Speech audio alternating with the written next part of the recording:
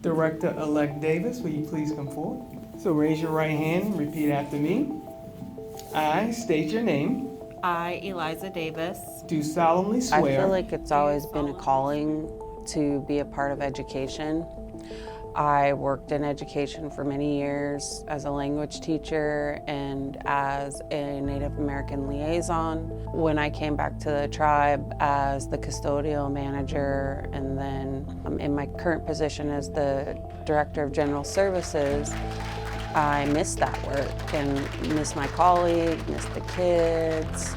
It was kind of a last-minute decision. I almost didn't do it because fear of not getting elected and putting myself out there in such a public way, but I'm sure glad I did because there's a lot of work to do. If we're paying attention to the state of MSD, when I left 6 years ago or 7 years ago from MSD in 2017, we had over 1,200 students, or around 1,200 students, and we now have around 700 students in MSD. But we're graduating students at a higher rate than previous years. So many of our students are leaving the district.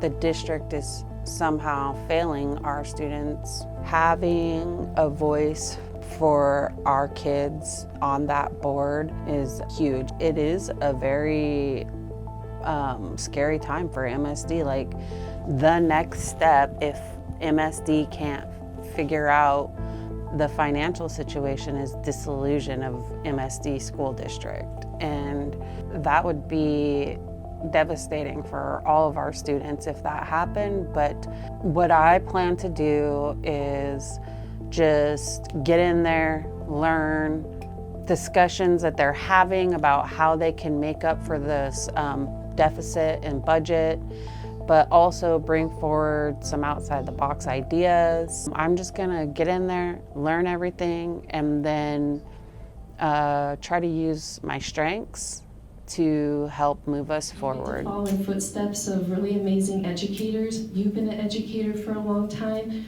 We're so proud of you. We stand behind you during this extremely difficult time in the Marysville School District. There's so much uncertainty, and the Tulalip community is behind you and behind this district who educates our children.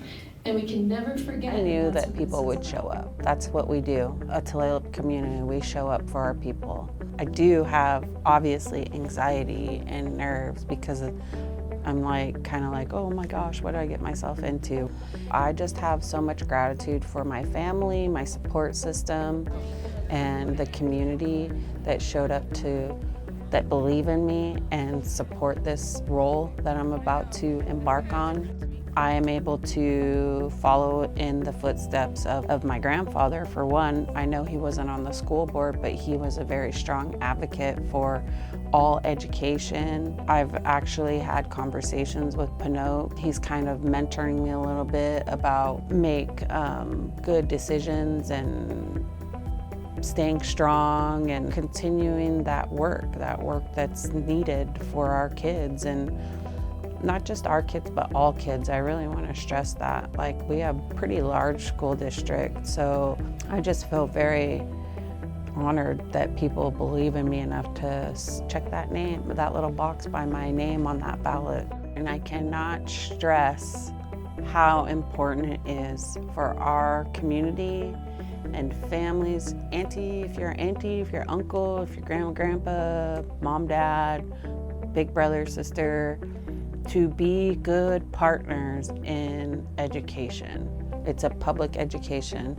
And so remember what I said about the funding and also the state that we're in right now. We're gonna need all hands on deck to make sure that all of our kids are getting what they need.